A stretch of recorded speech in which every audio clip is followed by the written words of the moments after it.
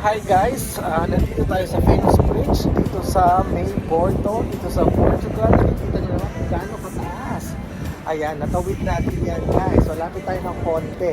So ayan, isa yan sa pinaka-best picture site sa Porto. Mahangin, malamig, at medyo mataas yung lugar guys.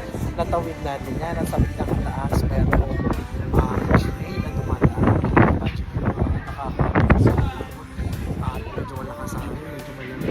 So ang daming tumatawid dito guys.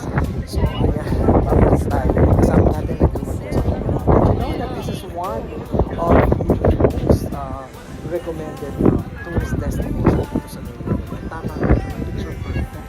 Kita nyo, may bridge, tapos dito sa harapan ko may sunset. So